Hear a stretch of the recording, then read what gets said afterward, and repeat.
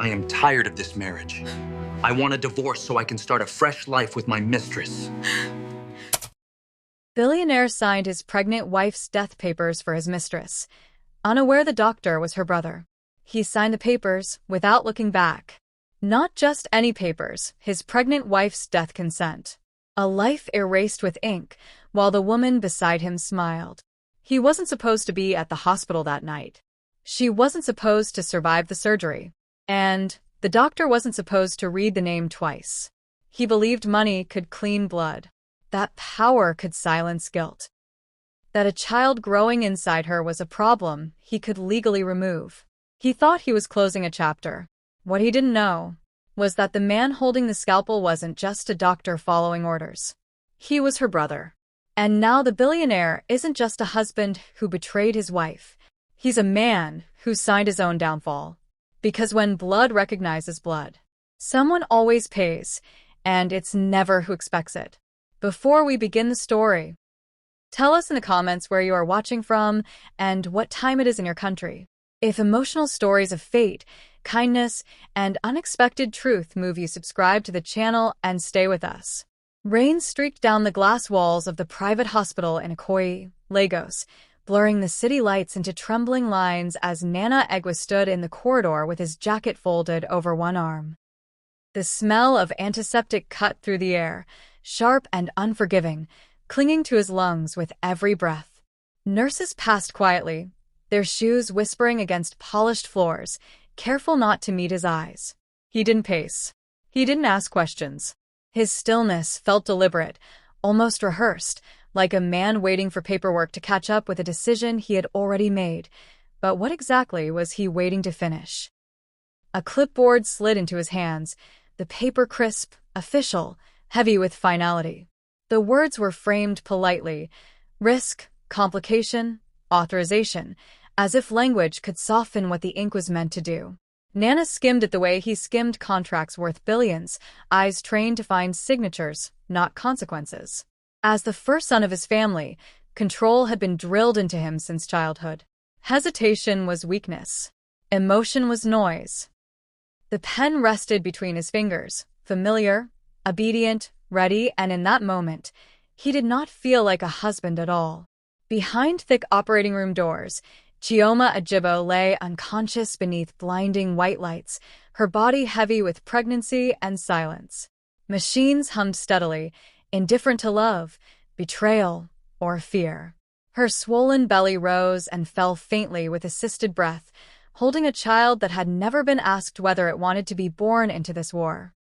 Her wedding ring still clung to her finger, cold against her skin, stubborn like a promise refusing to die.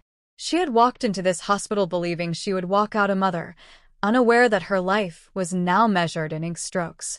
High heels clicked softly behind Nana, stopping just close enough to be felt. The woman beside him didn't rush him or touch his arm. She didn't need to. Her presence was calm, confident, patient. The kind of patience that came from knowing silence was already working in her favor. She watched as the pen met paper, a small smile lifting her lips, controlled and quiet. This corridor wasn't tragic to her. It was transitional. But even she couldn't hear the sound that followed, the faint crack of something irreversible beginning to split open. The scratch of ink echoed louder than expected, sharp against the hospital's hush. Nana signed without looking up, without rereading, without pausing long enough for doubt to form. To him, it was procedure. Necessary. Clean. He handed the clipboard back as if returning a receipt, his expression unreadable, already moving on. Somewhere deep inside the building, preparations accelerated, gloves snapped into place, instruments aligned, and a clock started ticking that no amount of money could slow. Fluorescent lights flickered briefly above the corridor, casting stretched shadows along the walls before stabilizing again. For a split second, Nana felt a tightness in his chest, quick, unfamiliar, unwanted. He dismissed it instantly. Regret was for men who lost control. He adjusted his cufflinks, straightened his shoulders, and told himself the problem had been handled. Yet the silence around him felt heavier now, as if the building itself was holding its breath. waiting for something he couldn't see coming. As the operating room board updated with names and numbers, one surname glowed longer than the rest before disappearing, unnoticed by everyone except fate. Somewhere nearby, hands were being scrubbed, masks tightened, and a surgeon prepared to step forward. None of them knew yet that the signature written moments earlier had not ended a story. It had only chosen where the reckoning would begin and who would be forced to face it first. Morning arrived in Lagos with impatient horns and distant generators, but inside the Egwa mansion in Lekki, everything moved in disciplined silence. Nana Egwa stood before a wall of glass, watching the city stretch awake beneath him, his reflection hovering faintly on the surface, like a ghost he refused to acknowledge. The house was enormous, immaculate, controlled, just like the life he had built. As the first son of his family, he had been raised to believe leadership meant distance, authority meant certainty, and doubt was a luxury for weaker men.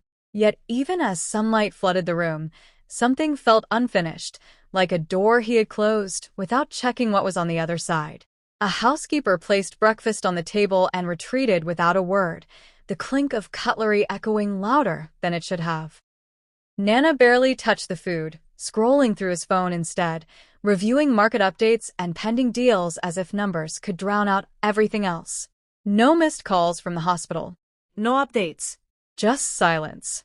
He told himself this was normal, systems took time, processes followed protocol, but impatience gnawed at him anyway.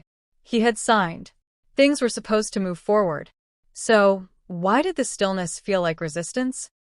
He stepped into his wardrobe, running his fingers over rows of tailored suits, each one chosen to project power without effort. Dressing had always been armor for him. As he fastened his cufflinks, memories surfaced uninvited. Chioma's quiet laughter, the way she used to wait for him at the dining table even when he came home late. He pushed the images aside immediately. Sentiment blurred judgment. He reminded himself that sacrifices were necessary to preserve legacy. Still, the thought lingered. Since when did preserving legacy require erasing the woman who helped build it? Outside, his convoy formed with practiced precision, engines humming in obedience as he stepped into the back seat. Traffic parted for him the way it always had, drivers slowing, heads turning. Power followed him everywhere, or at least it used to. As the car rolled through Lekki's busy streets, Nana found himself watching people instead of screens. Mothers holding children, street vendors shouting prices, life moving forward without permission. A flicker of irritation crossed his face. The world was too loud today. Too alive. He turned away, unaware that the life he tried to silence was refusing to disappear. At his office, assistants stood straighter, voices lower, the air thick with deference. Meetings flowed smoothly, decisions made swiftly, yet his focus kept slipping. Each time his phone buzzed, his pulse spiked, only to fall flat when it wasn't the call he expected. The delay scratched at his control, subtle but persistent. He had orchestrated everything perfectly, or so he believed.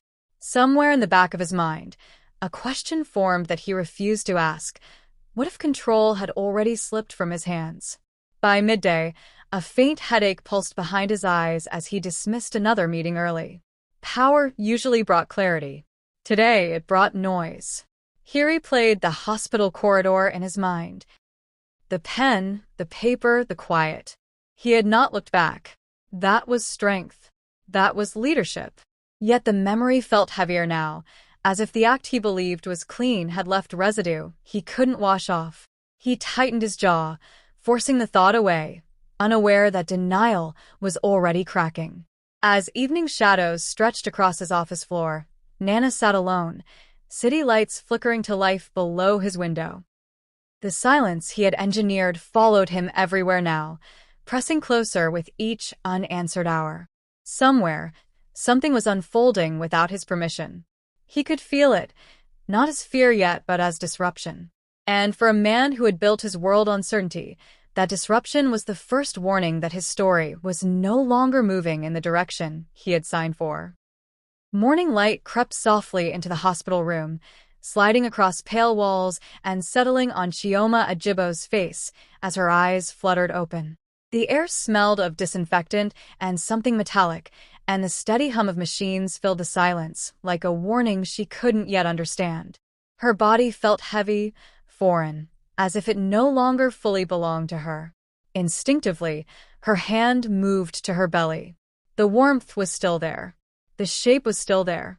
Relief rushed in fast, then froze when confusion followed close behind. If she was alive, why did it feel like she had narrowly escaped something no one had told her about? Sunlight shifted as nurses came and went, their smiles careful, their voices softer than necessary. Chioma noticed how they avoided her eyes when adjusting her drip, how questions were answered halfway and then redirected. She had always trusted hospitals, trusted authority, trusted the idea that care meant protection.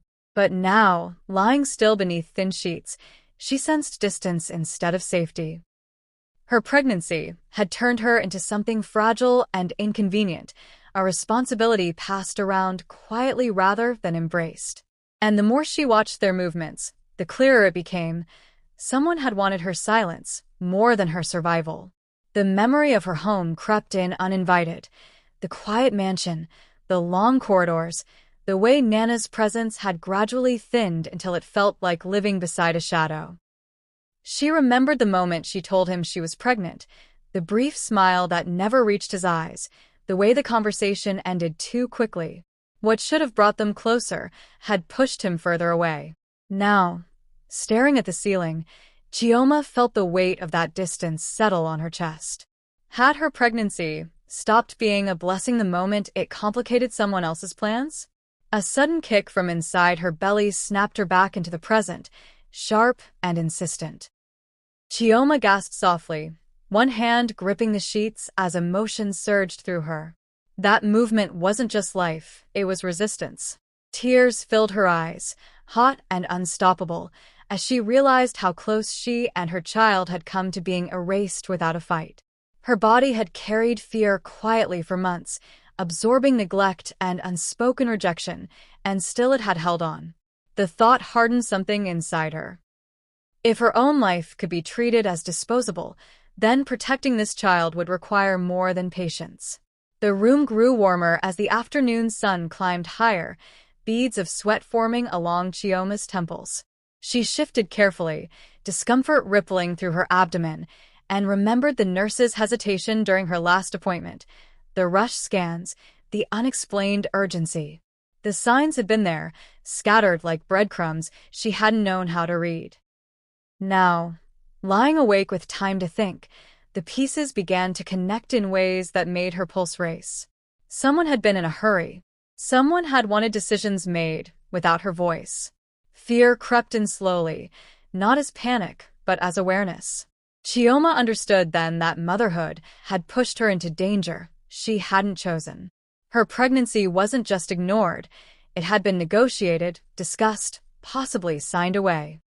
The realization burned, sharp and personal, slicing through any remaining illusion of safety. She stared at the door, half expecting it to open with answers, half dreading what those answers might be. Trust, once broken, didn't shatter loudly. It dissolved, leaving nothing solid to stand on. As evening shadows stretched across the room and the machines continued their steady rhythm, Chioma closed her eyes and inhaled deeply, steadying herself. Whatever had almost happened to her was no longer just about survival. It was about truth, about choices made in her absence. And as fear gave way to resolve, one thought settled heavily in her mind. If her life and her child's life could be reduced to an obstacle, then someone would eventually have to answer for trying to remove them, and that reckoning was only just beginning. Night pooled against the windows of a high-rise apartment in Victoria Island as soft jazz hummed through the air, wrapping the room in controlled calm. The woman who had learned to wait stood barefoot by the glass, watching Legos glitter below like a promise she intended to claim. Her phone rested on the table, face down, deliberately silent. She did not pace. She never did. Patience was her currency. While others begged for attention, she studied timing. Silence, she believed, was the most obedient accomplice until it wasn't. Warm light brushed across silk cushions as she poured herself a drink, the ice clicking once, sharp and final. She replayed the hospital corridor in her mind. The pen, the paper, the way Nana's hand never shook.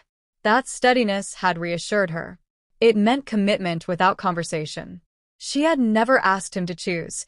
She had only created a world where choosing felt inevitable. Agreement, she knew, was more seductive than love.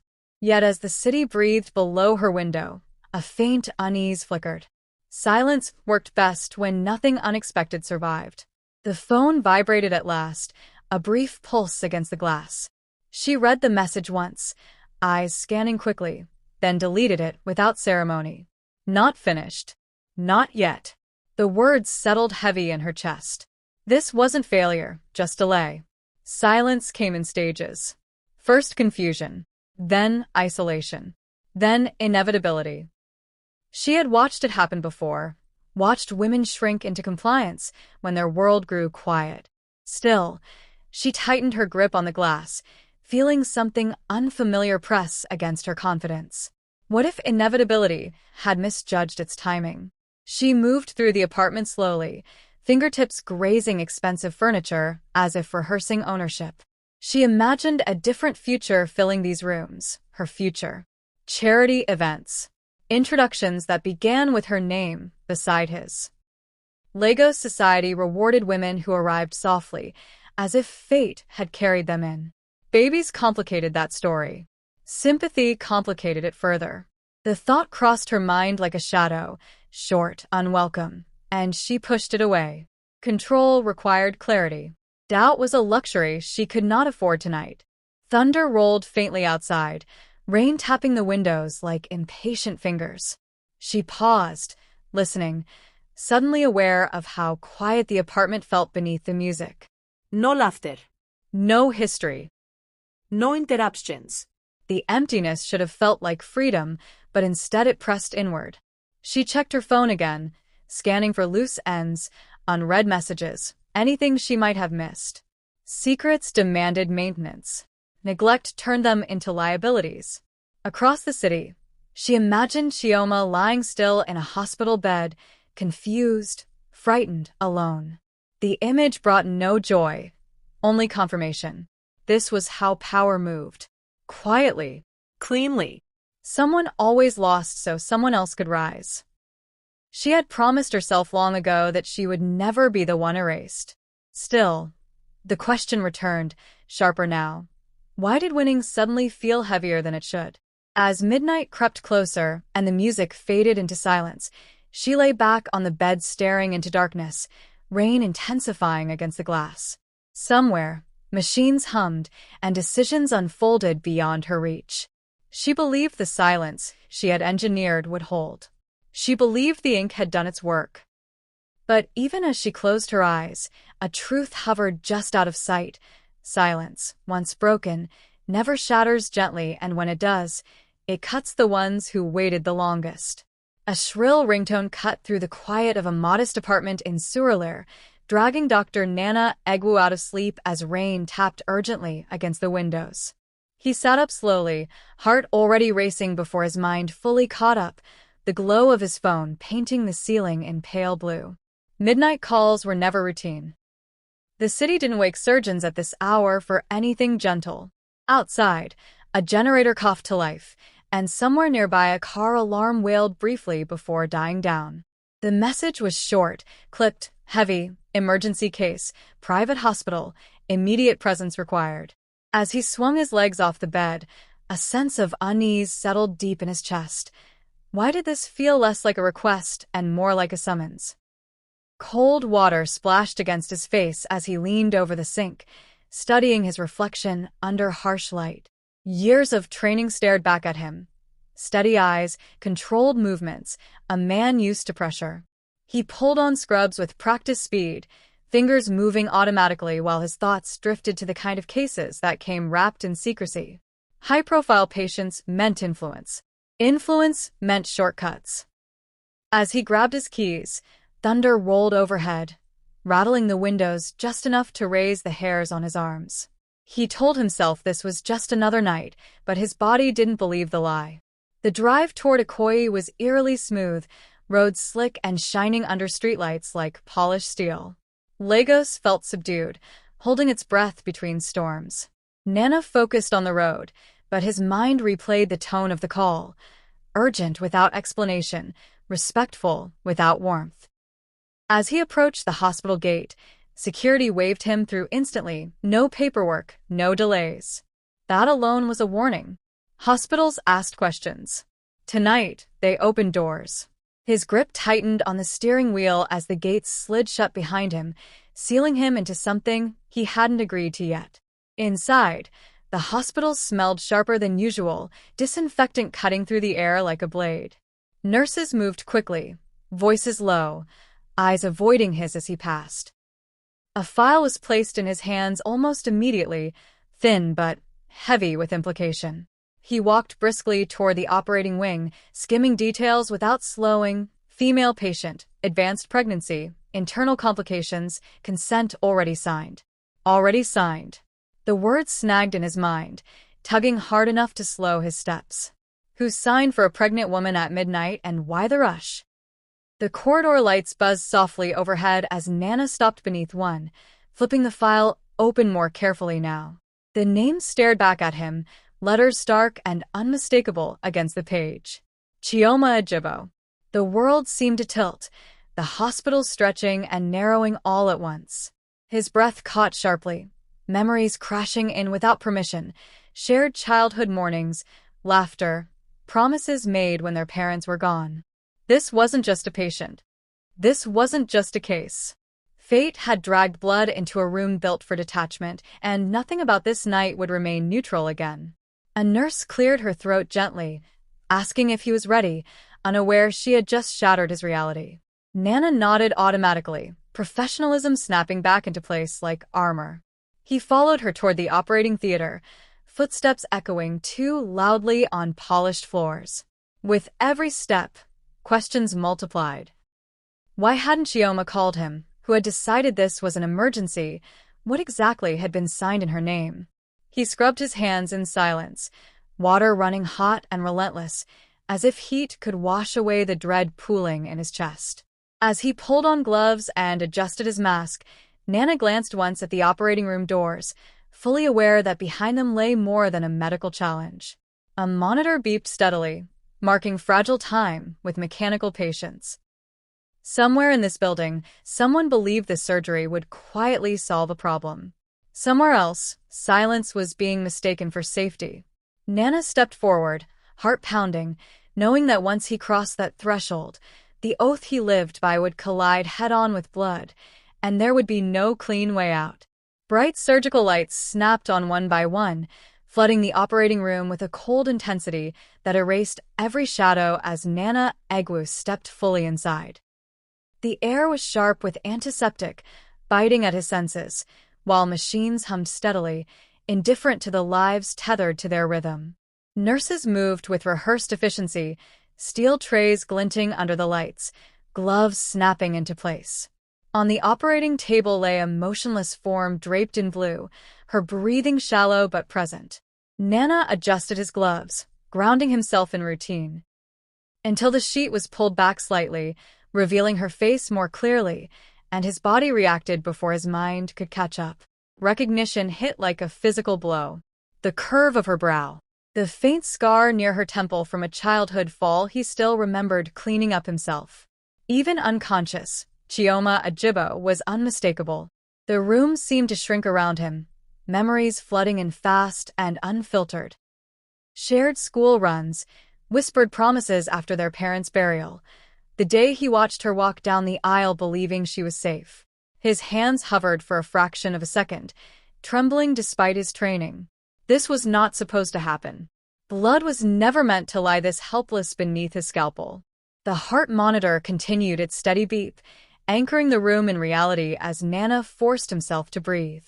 He leaned closer, confirming what his heart already knew. This was his sister, pregnant and vulnerable, placed deliberately in a situation where decisions had been made without her voice. Anger surged, sharp and hot, threatening to crack the calm professionalism he wore like armor.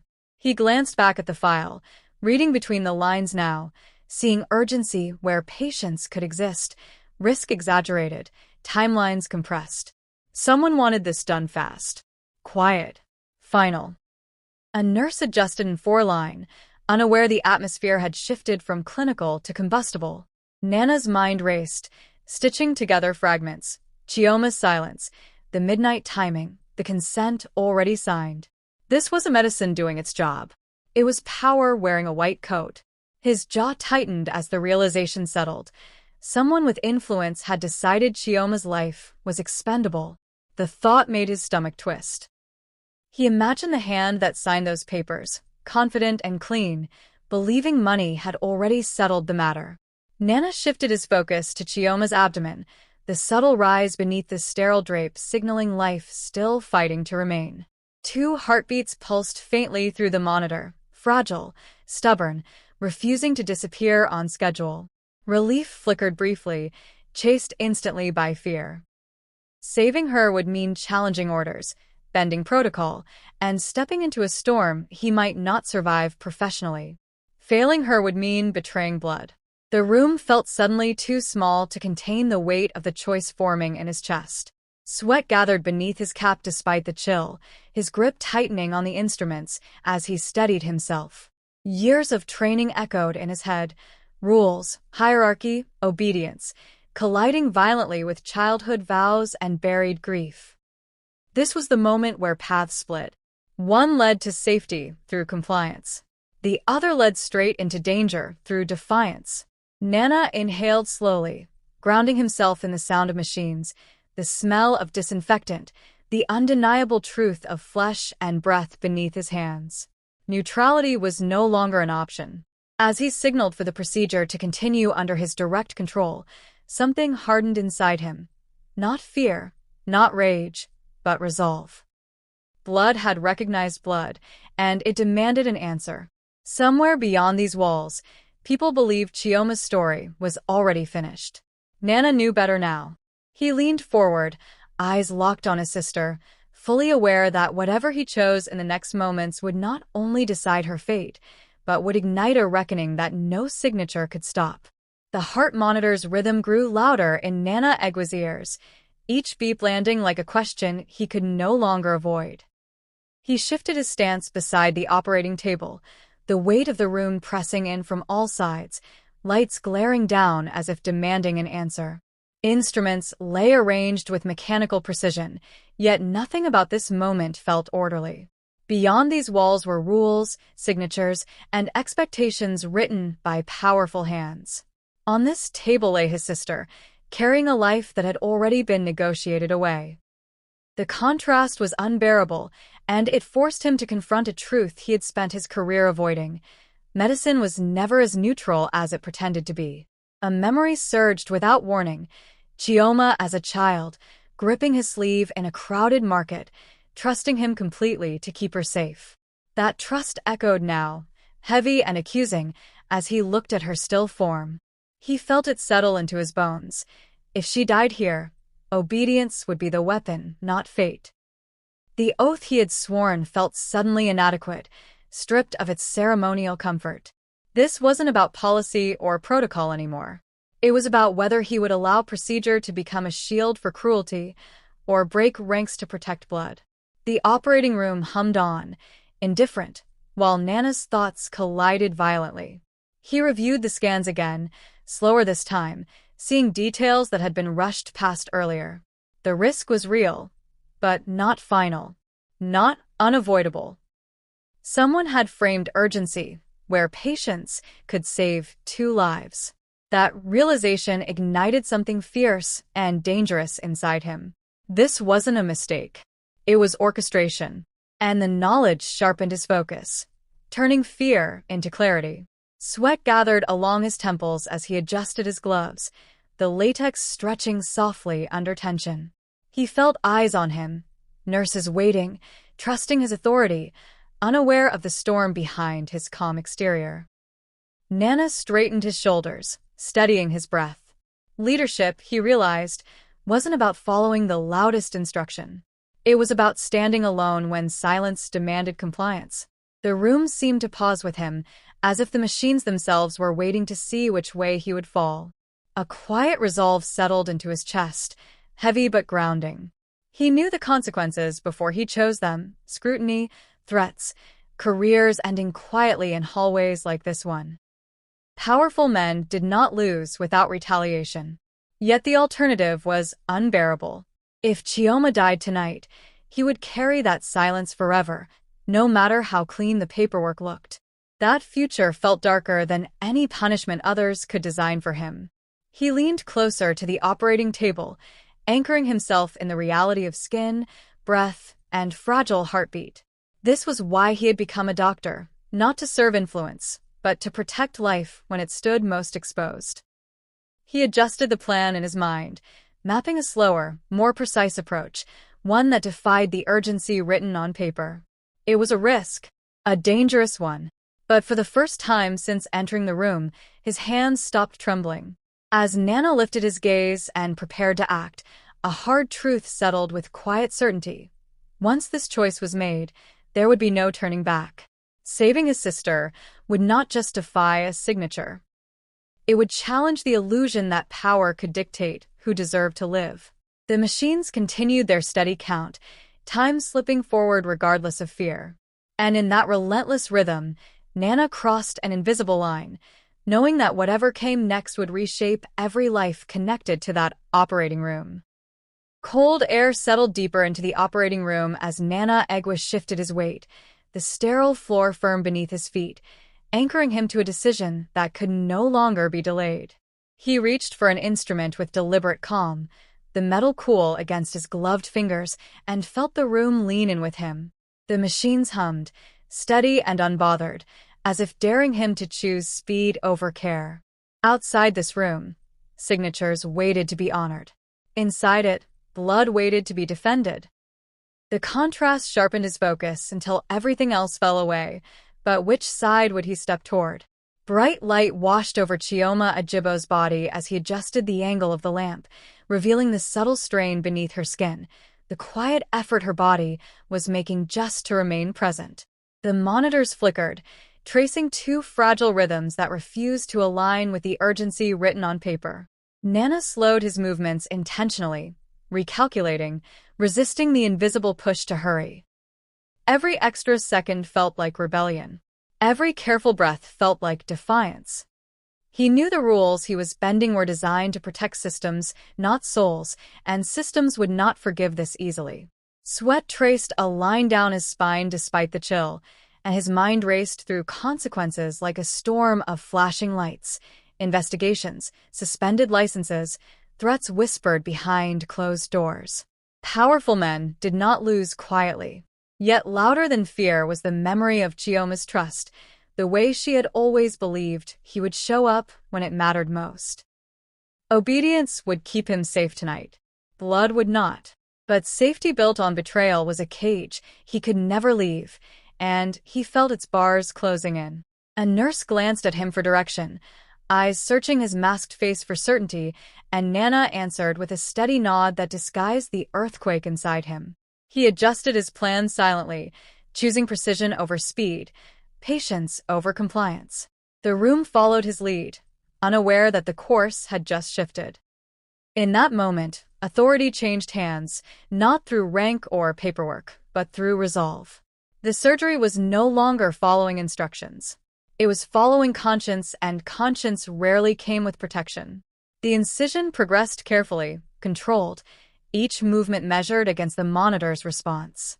Time stretched thin, elastic, threatening to snap. The baby's heartbeat dipped, then steadied again, stubborn and resilient. Relief flashed through Nana, brief but powerful, quickly replaced by sharper focus. This was working, but success would expose him. Saving them meant creating evidence that someone had been wrong, dangerously wrong. And in a world ruled by influence, being right could be more dangerous than failing quietly. As minutes bled into one another, the operating room settled into a tense rhythm. Every breath counted, every sound amplified.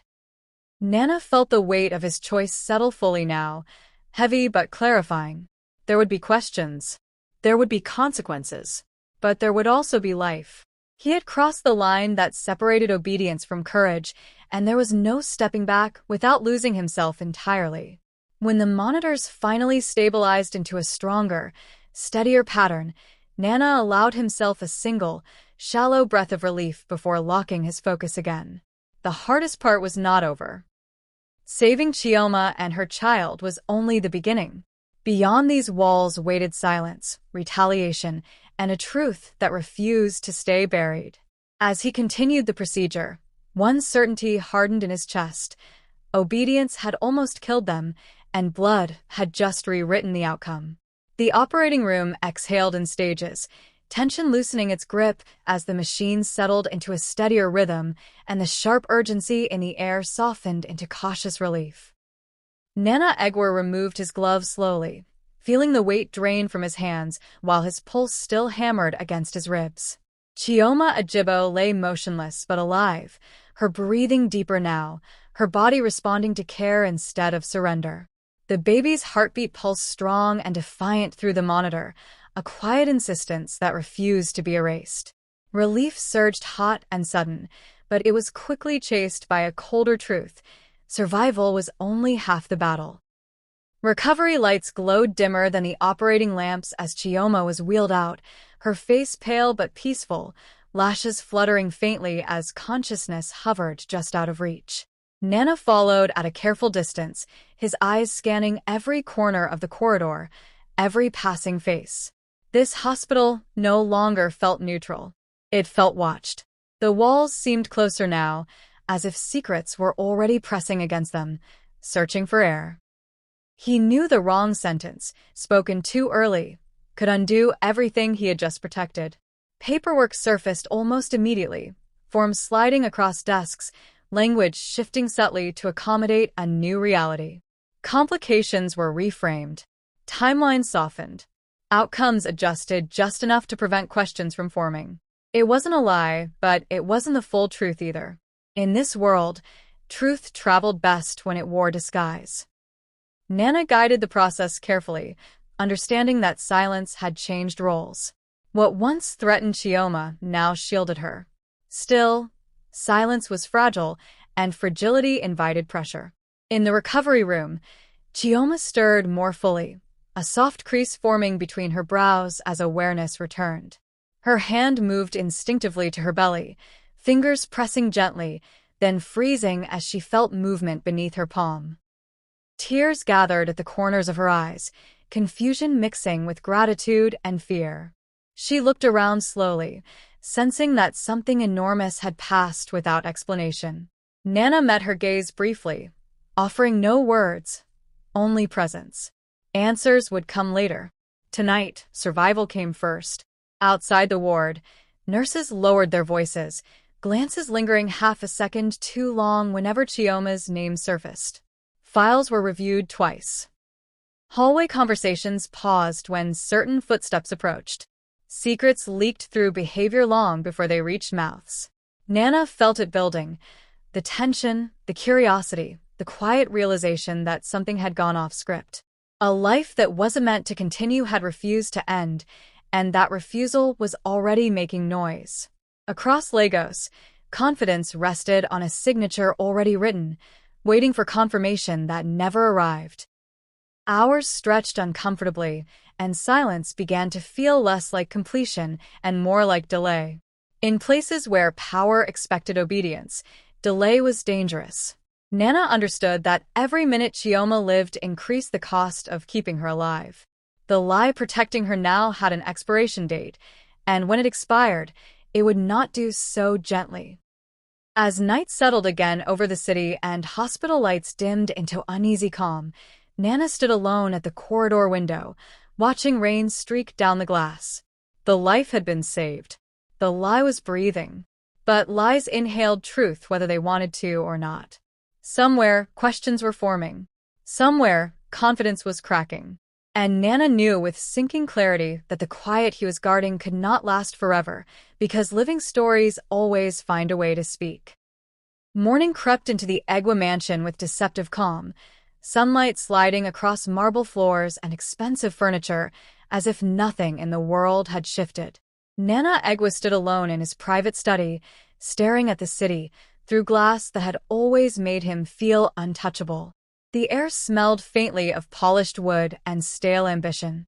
This was supposed to be the moment of relief, the quiet after a problem had been handled. Yet his chest felt tight, his breath shallow, as if the house itself was waiting to accuse him. Victory, he realized, did not arrive with the peace he had paid for. A phone buzzed on his desk, and his pulse jumped before logic could catch up.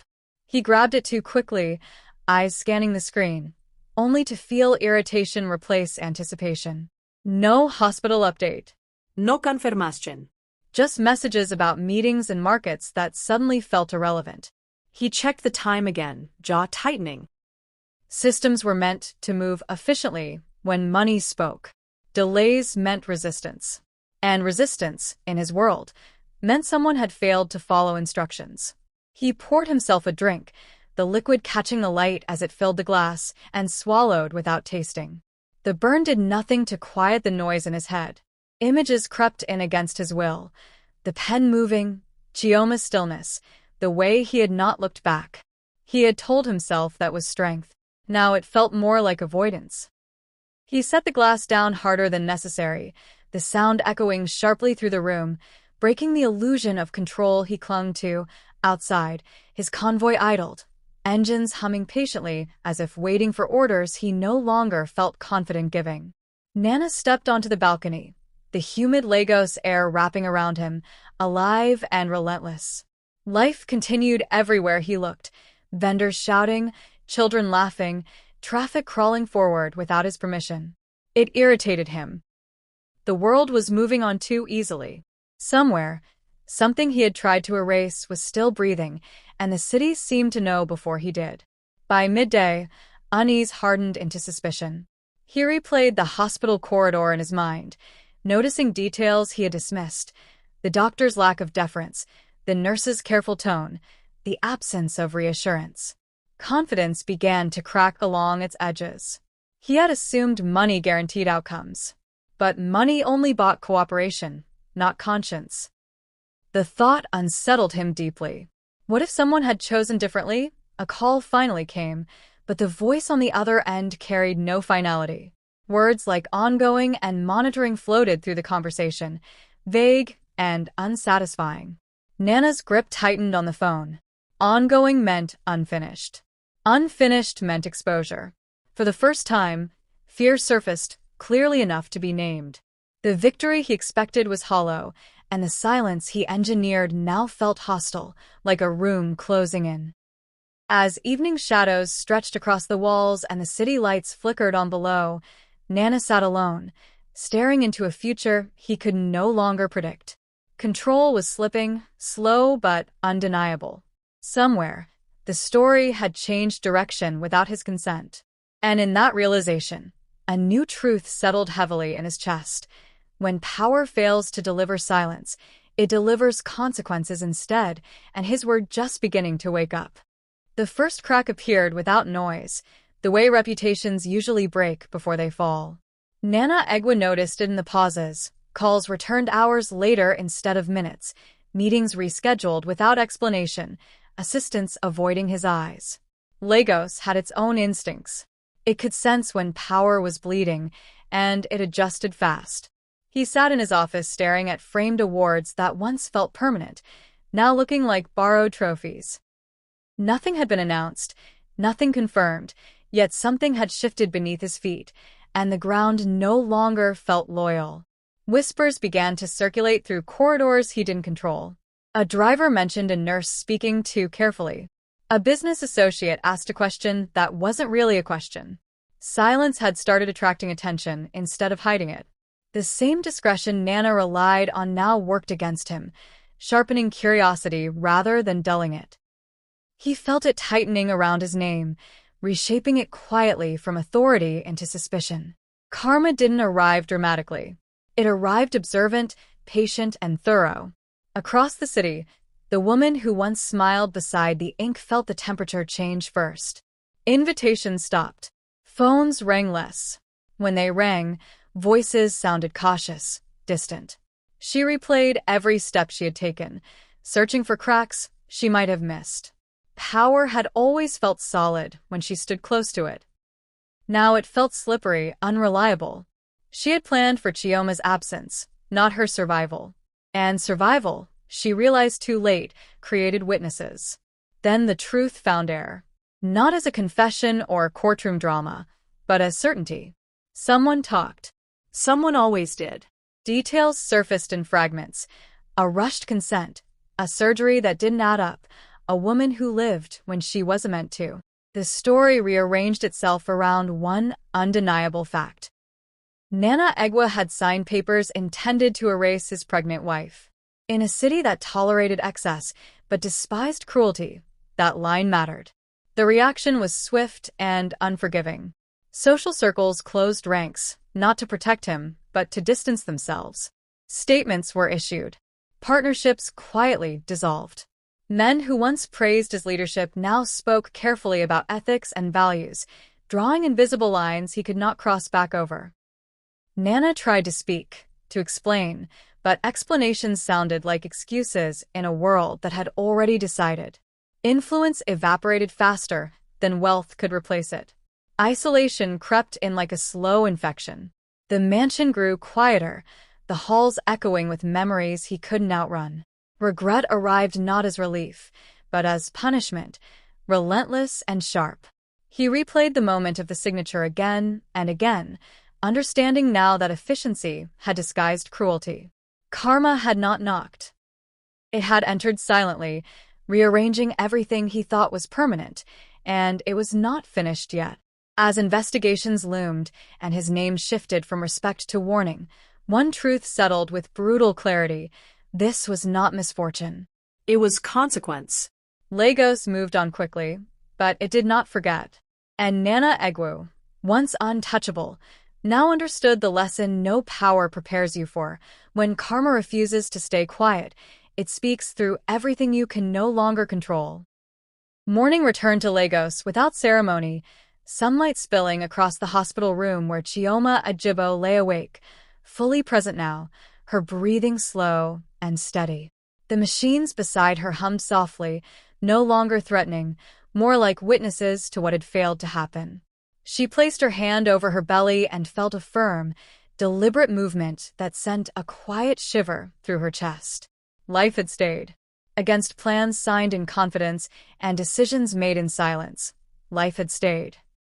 And in that still moment, Chioma understood that survival was not luck, it was resistance. Footsteps paused near the doorway as Nana Egwa stood watching, exhaustion etched deep into his face, the weight of days pressing down on his shoulders. He had crossed a line that could never be uncrossed, and he knew it.